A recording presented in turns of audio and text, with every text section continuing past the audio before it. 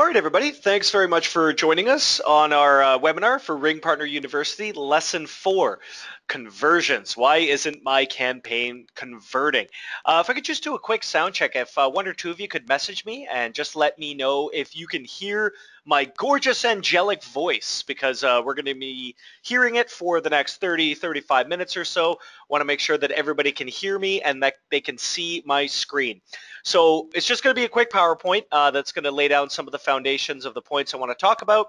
And then, yeah, we'll go into questions probably at the end, just because it's kind of hard for me to do the presentation and look at the questions at the same time. But please, if you have a question, let me know, and then we'll talk about it at the end of the webinar. Once again, I want to say thank you all very much. There's so many of you here joining me. My name is Henry Skey. I am the webinar guru and a distribution manager over here at RingPartner, your pay-per-call marketplace. We're thrilled that so many of you have joined us. Really, I try and stress this every webinar. The fundamental core of our business is trying to make you guys money. We're trying to, help your livelihood and make your lives better, and for you guys to be able to, trust us and really take an interest in learning is really quite inspiring, to be honest. It's really encouraging. I love talking to you guys. I think I've talked with, at least most of you at least once on the phone, and you've told me, how you're going to, make the campaigns work, or how interested you are in pay-per-call. And to be honest, it gets me out of bed every day. It's awesome coming to work. I love hearing about all the strategies that you guys come up with. And yeah, I think it's going to be a good lesson today. We're going to talk about why isn't my campaign converting? And I should stress a little bit that the point of this presentation is to really figure out a campaign's poor performance in terms of getting those calls and like detailed analysis on promotion types and things like that. We're going to get into that on another webinar. So this one is more in tune with why, I have calls on a campaign, but for whatever reason, they're not converting. Or maybe I just don't have the right kind of calls, or I don't have the amount of calls that I want. So that's what we're going to get into a little bit here today. Thank you all once again. Here we go. Fundamentals in the middle of the season.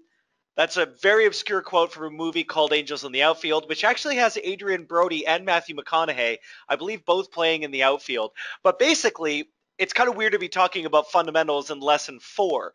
I assume you've all watched the previous webinars that we've done, getting started, the differences between pay-per-call and traditional CPA, and our SEO one. And this one, we're kind of getting into a little bit of a detailed analysis, a little bit more experienced publishers is what we're targeting here. But it's really important to remember the fundamentals. It's always good to get a refresher. I've been in the industry about 7 or 8 years now, and I still love just looking at, intro videos, the basics, just because sometimes you forget, you get bogged down with the details that you forget. So a campaign converts when the connect duration is hit. We have 2 kinds of calls. We have a raw call, which means somebody sees your phone number about plumbing or electricians or what have you, and they phone in. That's a raw call. A paid call is when it goes over the connect duration. And this is key to remember. This is tricky. When I'm talking to you on the phone about a duration, sometimes I forget to mention it's the connect duration. And sometimes the vernacular and the lingo gets a little bit mixed up. So when we're talking about duration, we're really talking about what matters, the connect duration. How long does a call need to be connected to the buyer before you get paid? That's really important. So sometimes you might see, a call is, 90 seconds before you get paid. If somebody spends, 45 seconds, in the IVR and then 45 seconds connected and hangs up, the total duration is 90 seconds, but the connect duration is only 45 seconds. So if you're wondering why maybe your campaign's not converting, check that out. You might have a lot of calls that are, maybe almost getting there, but not quite. And to be honest, that's not great. That's not the kind of calls that the buyer wants. Or there could be something wrong along the way. The campaign could be, not working properly. Maybe the buyer doesn't have enough staff, to handle all the calls. Maybe we're sending them too many calls. Who knows? There's a lot of different reasons why that wouldn't work. But really keep in mind the fundamentals that you're looking for connect duration. A campaign also converts when the call comes from the right geos. Incredibly important to realize. Most of our campaigns are nationwide. Some are limited to states, and then others will have a special file, like a zip list, basically, of the target regions they're looking for. And there's a little bit of a difference with those regions. Some campaigns will say you can only target these regions. Other campaigns, in particular our home services campaigns, will have a list that I can send you. By the way, if you ever want me to give you our updated zip list about good zips to target, hit me up. I'll be glad to email that out to you. But basically, that's a list that our buyers have given us saying, Henry, these regions are generally pretty good. I don't know what criteria they use. They probably don't go door to door and say, hey, in 2 years, might you be interested in phoning in about tree removal service? I don't think it's that scientific. But, they have their ways and they say, we're generally interested in this area. So hit me up and I'll be happy to pass that along to you. Does nationwide mean nationwide, though? I'm actually already getting a question right now. That's a really good question. What does nationwide mean? So nationwide essentially means nationwide US. If you ever hear me sort of casually mention nationwide, that means all of the United States. With home services, however, it needs to be able to, what I mean by that is the caller needs to be within range of the service. So, nationwide doesn't mean every square inch of the entire country, but generally what it means is that as long as there's a plumber nearby, then they'll accept that call. They'll transfer that call. However, if somebody calls from, the sticks, or, they're really, really, really far out, I don't mean like mentally, I don't mean they're really far out there, man. I mean more far out geographically, and the plumbers just don't want to get to them because they don't want to drive 40, 50, 60 miles or whatever, then we can't really help that. So you're generally wise to target. You don't have to target metropolises. You don't have to target the most the biggest cities in the country, but you want to target towns, towns with services. Somebody asked me to put a number on it.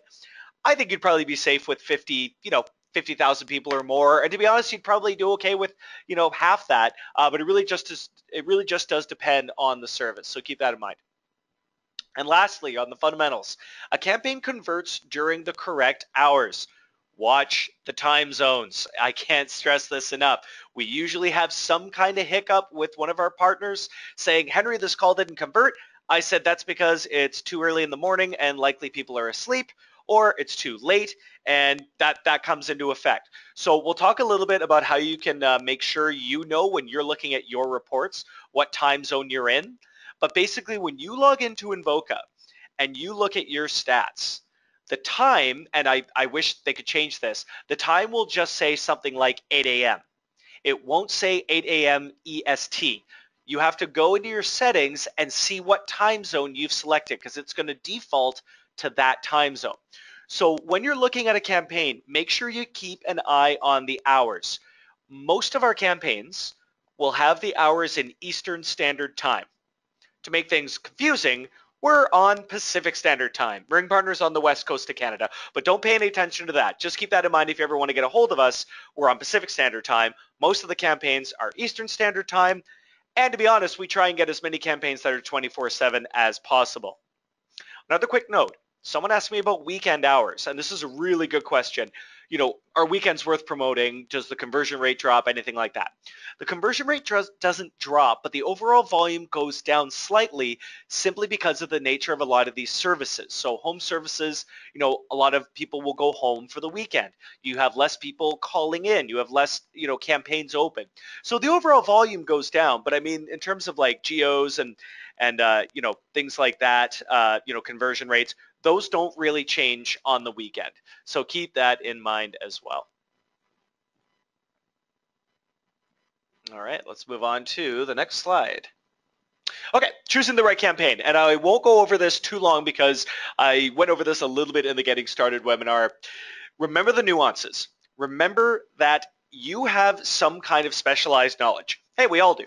We all have years of experience and, of course, wisdom and things like that other people don't have. You may have a family member in a particular trade. You may have worked in the, particular industry when you were younger. Or maybe you're just a fan and you're, a hobbyist about, this particular service.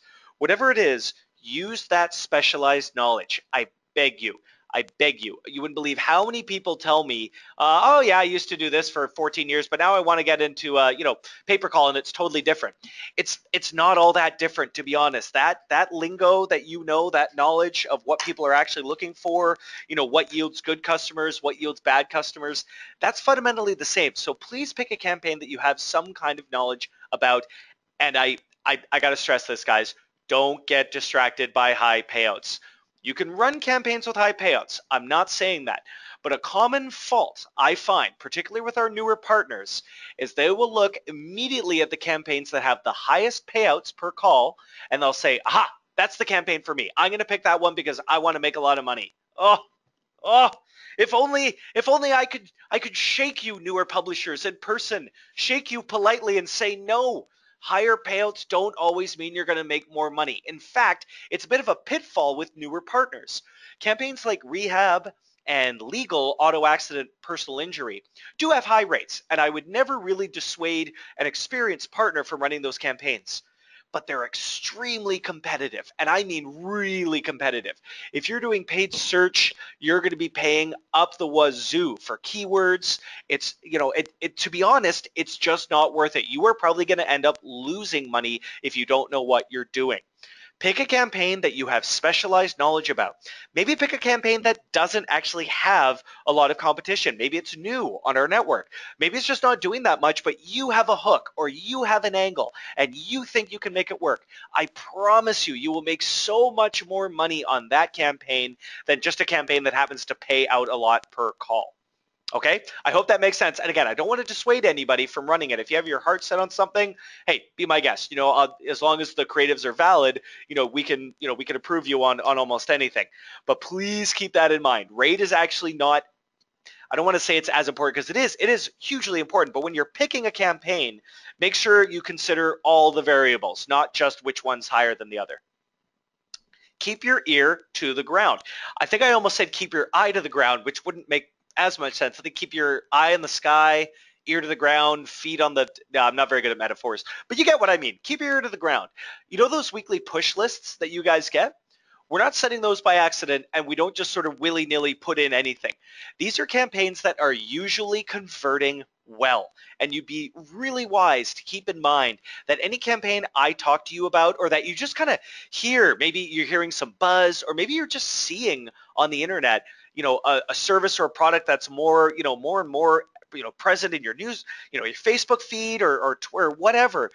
It's not a coincidence. Those are the campaigns that are converting really, really well.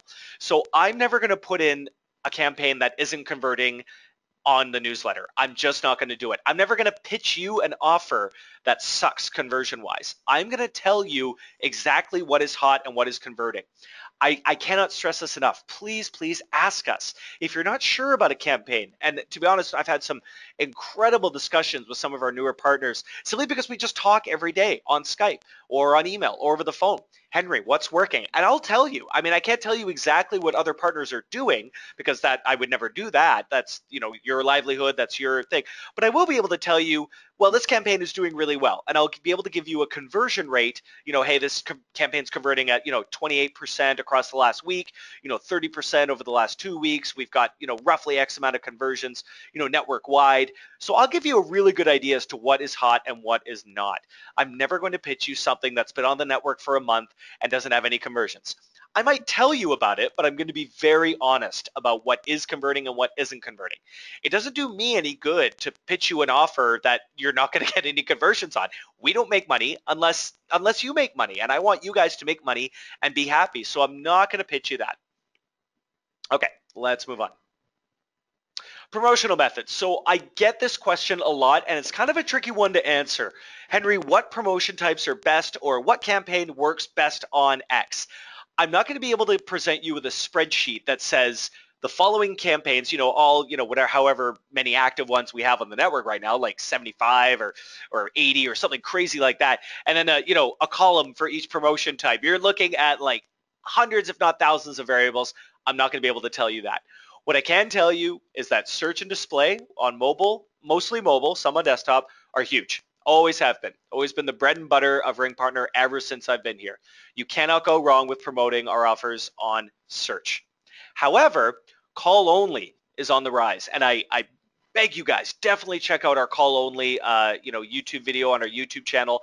I'm going to be doing a webinar on call only probably in December. So it's December sometime or maybe January. We're going to go over all the details about call only because, man, it is working out great. It's a little expensive, right? It seems more costly than paid search, but it's nice because you don't, people don't even go to a landing page. The conversion rate's really high. If you get your quality score up, your cost goes down. So I'll mention call only. Definitely check that out. Really exciting about that. We're also seeing a huge rise in Facebook and SEO in particular over the last 6 months. Now, I would like to take credit for that and say, well, ever since we did the SEO webinar hosted by me, SEO traffic's gone way up. I can't quite make that claim. I would like to, but I can't. But I tell you, those two promotion types are doing exceedingly well lately. I think people are getting really wise to the fact that, people, trust Facebook advertising, especially with home services. It's a pretty simple kind of advertising. People might be sick of, the deceptive stuff like, I don't know, freebies or, incentivized game offers, which, we don't allow any of that. It's nice and simple. Hey, you need help with your roof? Do you need a new roof? Call this number. We'll help you out. Plain and simple, nice and easy. SEO is great because it's a lot cheaper than AdWords. There's a lot of great resources out there. Unbounce.com is one of them to be able to build landing pages. So keep that in mind. Okay, so what promo methods don't do well? I'm really hesitant to tell you guys because I bet one of you is looking at this and you're going to be like, Henry doesn't think I can do well on paper call offers, eh? I'll show him. And to be honest, I hope you do show me. I hope you do prove me wrong. When I mention email, really what I mean is that only a few publishers are really making it work. It's not that email is necessarily bad. It's not necessarily that email doesn't work on pay per call. We just see a very select few partners are able to make it work. That's all. That's all. If you want to run email and say, Henry, we need to see your subject line and your creative, if the campaign allows it, be my guest. Go ahead. I'm never going to, as long as it's valid and compliant, I'm not going to stop you. But just keep in mind, we don't have a lot that do it. So unless you're really experienced in it, I would stay away. My opinion. I'm sure there's others out there that are more valid. But they're not hosting the webinar, are they?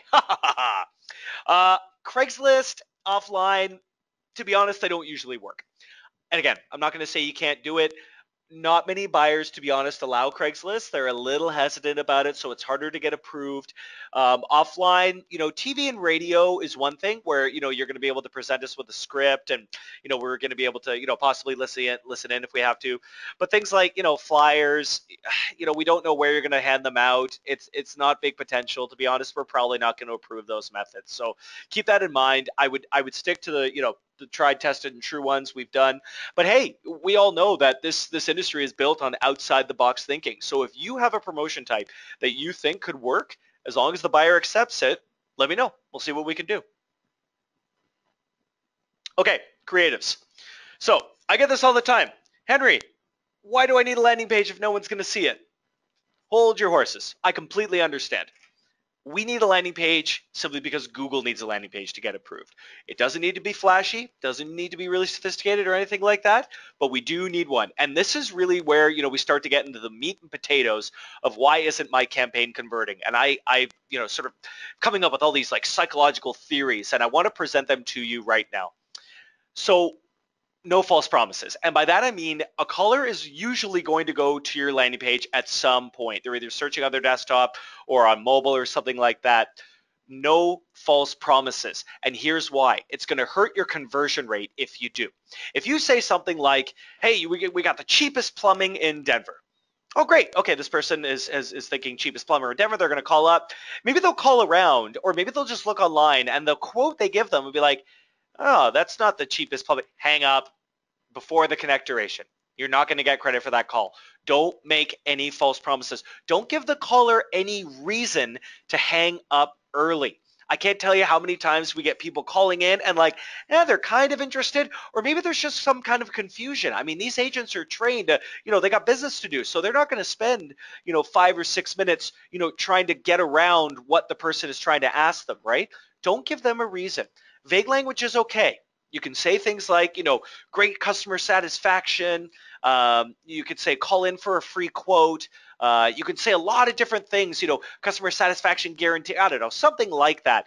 But as soon as you put like a dollar price on there or a percentage, unless the campaign specifically says you can do so, you're setting yourself up for a bad conversion rate. I hope you guys can understand that. It's really, really key that we prime the callers before they call in.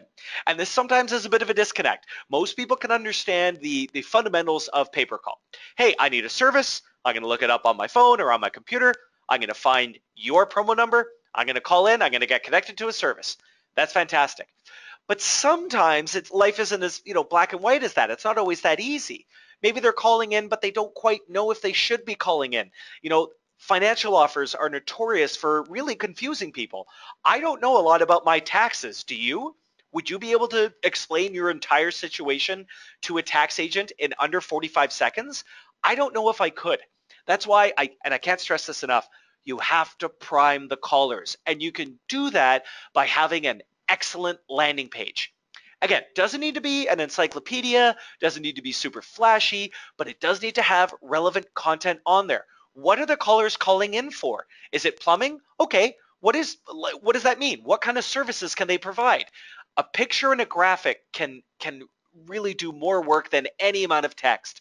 If somebody goes to a landing page and there's no pictures of plumbers, or there's no pictures of electricians or a roof or whatever, they may not be convinced. They might think the landing page might not be legit. Maybe they want to go to a place that looks more professional. Make sure you have some kind of graphic on there. It doesn't have to be, professionally photographed, but it helps. But make sure that visually, within half a second, they know exactly what they're going to be calling in about. They're calling in about plumbing.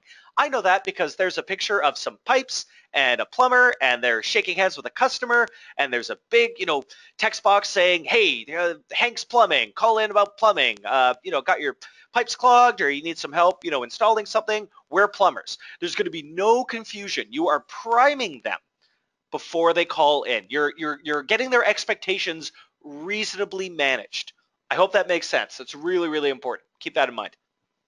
Okay, let's move on. I'm getting fired up here, guys. I don't know about you, but I'm feeling pretty good. All right. So just want to make sure, yep, we got some awesome questions so far. That's awesome. So we're going to do a little bit of that at the end of the presentation. Keep that in mind, but keep the questions coming. There's a lot of good ones in there, and I will try to get to them all. Okay. And all right. Here we go. Oh, sorry, guys. Just got a bit of a technical hiccup there. Okay. So what does the buyer want? The devil's in the details, guys. We've talked about connect duration. We've talked about priming the caller. This is all really important stuff. But, I mean, again, going back to the human element, they want a certain type of caller. If somebody calls in and, maybe they do have, like, let's use tax, for example, just because, it's a very complex kind of campaign. So a lot of our tax offers will usually only allow callers that have at least $10,000 worth of debt or more. So through no fault of your own, somebody could call in, know they're calling in about tax, have all the information they need, think they owe $10,000 worth of taxes, but maybe they don't. Maybe they only have $5,000 and they were just looking for information. They're going to hang up. You're not going to have a good conversion rate. They are going to be looking for a specific type of customer, so you have to send it to them. And I'm going to use home services again because it's just one of the best verticals we have. It's amazing. They want bookings. They don't want somebody calling in and sort of get them to walk them through their plumbing. They don't want customer service calls either.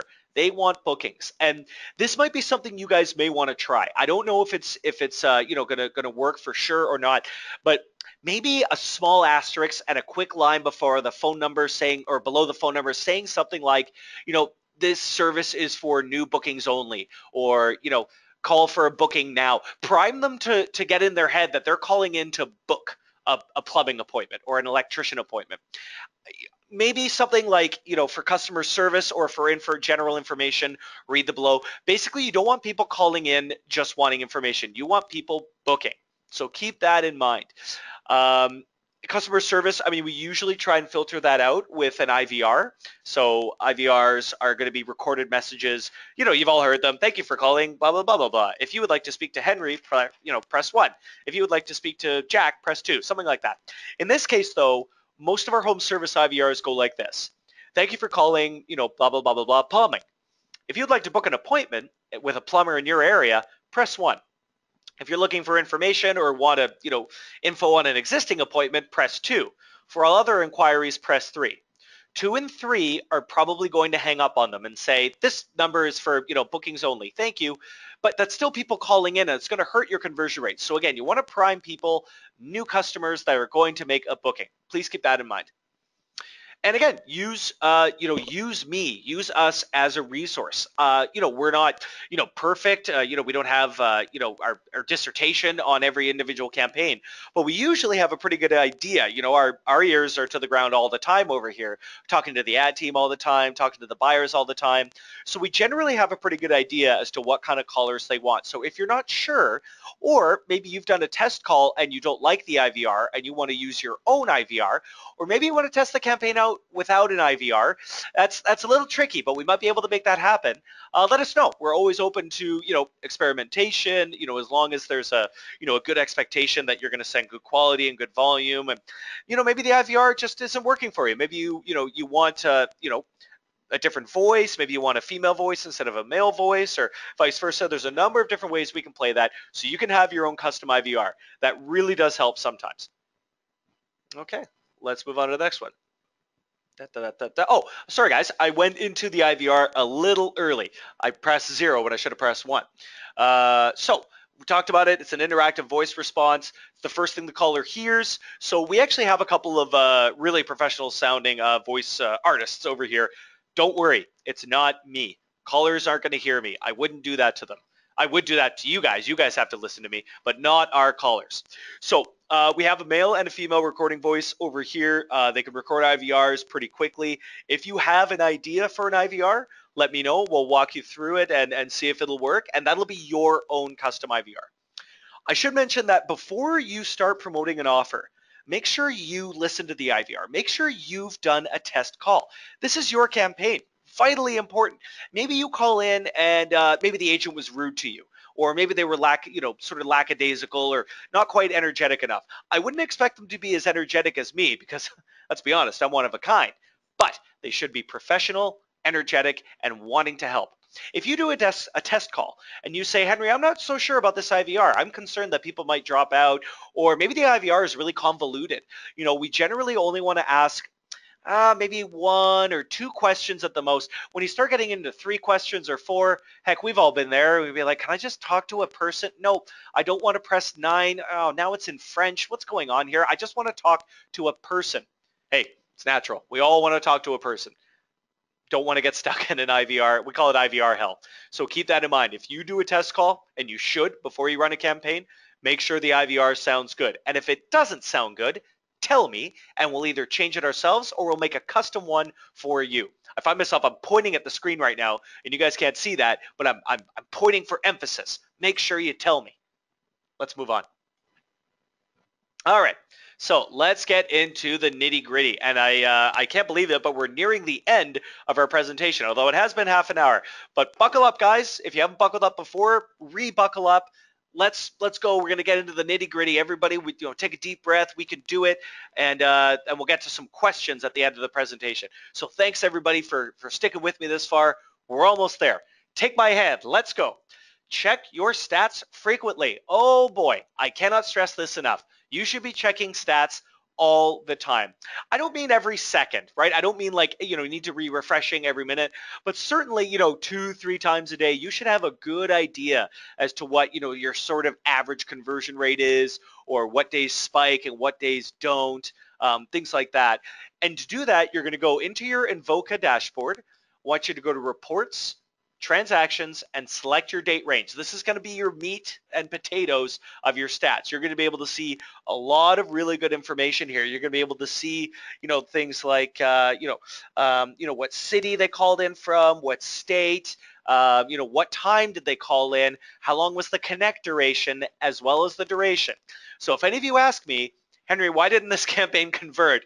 And I check in the stats and it's below the connect duration, I might scold you a little bit. I might say, Bob, you didn't watch my webinar, did you? Bob might say, no, I didn't. I told you I did, but I didn't. Well, make sure you watch this webinar and make sure to keep this to heart. You can check in your stats what the conversion, or rather what the connect duration was. If it was below the threshold, shouldn't count. If it was above the threshold and it wasn't a repeat, it should count. I should mention that again real quick. Repeats. What do we do about them? hey guys, repeats suck. And actually, there's no real way to sort of tell specifically if a call didn't convert, but it went over the duration, if it was a repeat. But you can check the, the city, and if it's, you can usually tell if it's the same person calling in. But here's the lowdown on repeat callers. We don't pay for them. Most campaigns, there is a 30-day limit. So if I'm a customer and I call in, what's today, November 10th? If I call in November 10th and I call in 3 more times between now and December 9th, those won't count. If I call again, December 17th or 18th and it goes over the connect duration, that will count. And again, this goes back to, maybe the tip I gave earlier about, maybe putting something, a quick notice saying, hey, this number is for new customers only, for extra customer information or whatever, consult the stuff below. Basically, you don't really want repeat callers. Or, I mean, the odd one probably isn't going to hurt that much, especially if they've already called in and, basically gotten you paid, they've gotten over the connect duration. But if they're, calling in 6 or 7 times, that might skew your stats a little bit. If you're paying for clicks or something like that, we don't want to really target repeat callers. We want new business because I want you to have new business. So definitely keep that in mind about repeat callers. Key presses. In the presentation here, I have key presses as the first one about the detail of a call. Remember when we talked about the IVR? If you want to talk to Henry, press 1. If you want to talk to Jack, press 2. And, if you're not interested at all, press 3. Okay, this is where, again, the stats report comes into use. You can see the key presses of your callers. If you have a bunch of people calling in and they push 2 or 3, you see maybe a trend of 2s and 3s instead of 1s. Okay, maybe you have to change things up a little bit. Maybe your landing page doesn't quite fit right.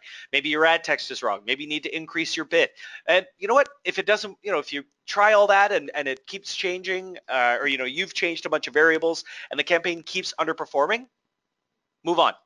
Move on, let it go. I'm not going to sing the song from Frozen, but let it go. I will tell you, a common variable among our most successful partners is that they have tried and failed more times than they've succeeded.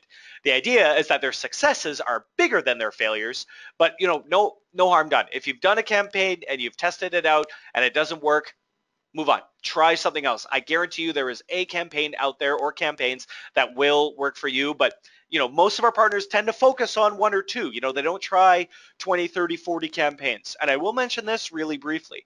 If you're new on the network, and I didn't mention this to you on our application call, I recommend picking maybe 1 or 2 campaigns at the most to focus on.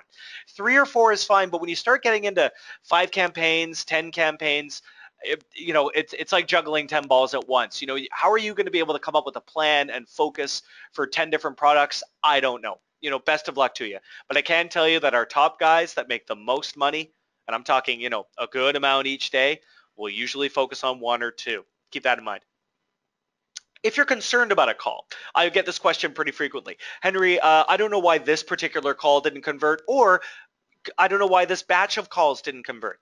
Please ask me. I'm here to help. I want to help you. I want to figure it out as well. Maybe I'll just be just as confused as, as you are, why these batch of calls didn't work. I'm going to tell you though, the best thing you can do is to send me the transaction IDs.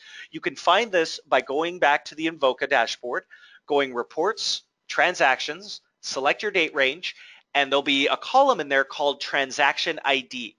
Please send that to me. If you just tell me sort of point blank, over email, over the phone, Henry, my calls aren't converting.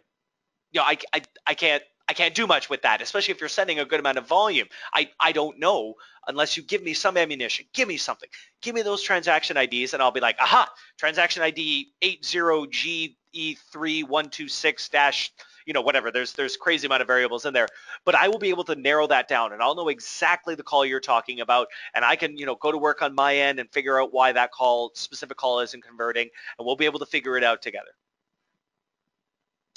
Again, I mentioned time zones. Here's where you're going to fix it.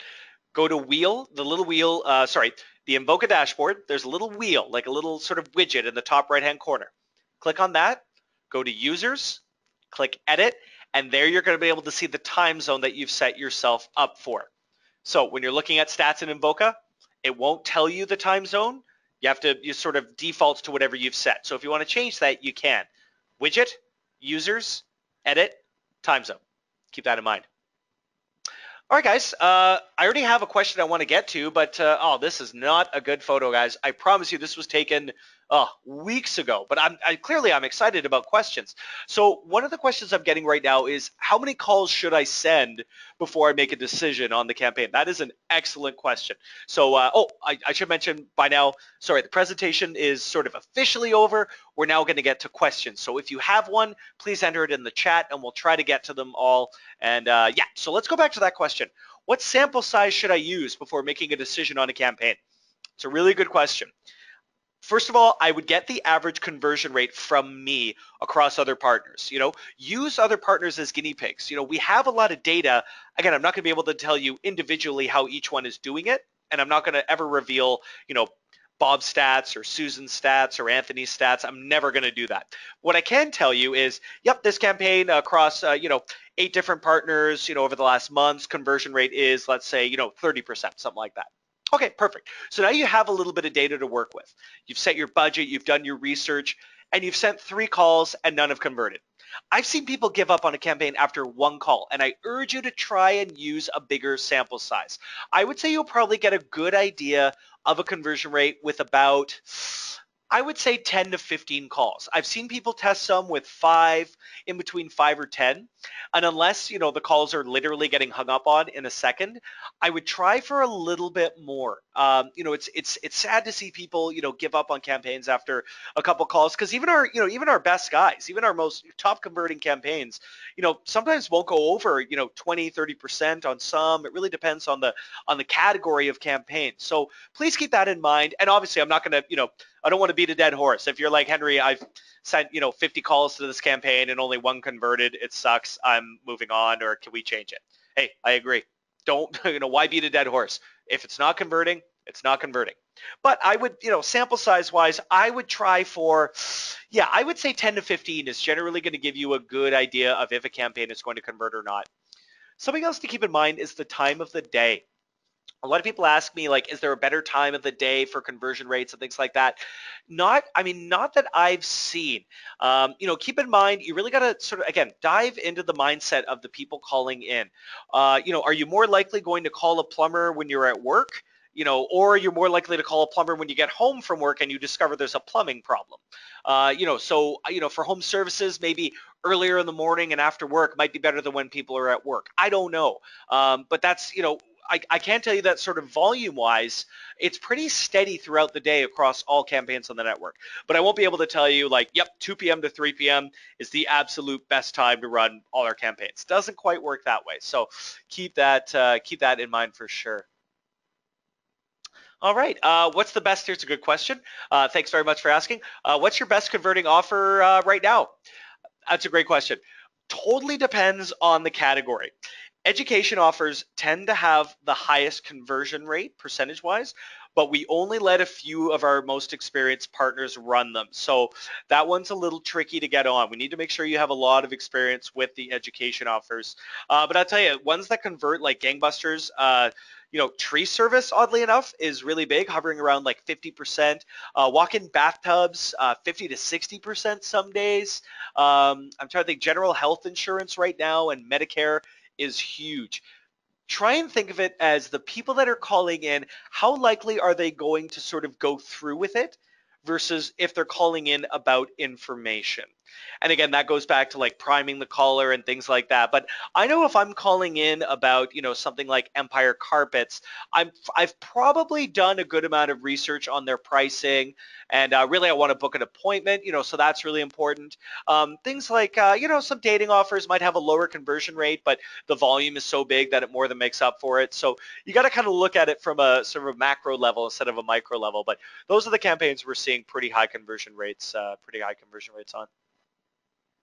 All right, guys. Well, that looks like the end of the questions that I can answer for this webinar. I want to thank everybody so much for joining us. We had a great response to this webinar. I should mention that it will be recorded, so you'll be able to watch it a little bit later on our blog and on our YouTube channel. And please follow us. We've got youtube.com/RingPartner is our YouTube channel. You can follow us on Twitter @RingPartner. You can find us on Facebook. Give us a call. give us an email, give us a Skype. I, really, really excited to learn, your strategies of how you combat, bad converting campaigns. I want to make sure I can help everybody the best I can. And yeah, that's about it. I just want to say thanks again to everybody for joining us. Have a great day. If you have tomorrow off, have a good day off. Most of us will be out of the office tomorrow, but you'll be able to chat to me on Thursday. All right, everybody. Thanks again. Signing off. Take care.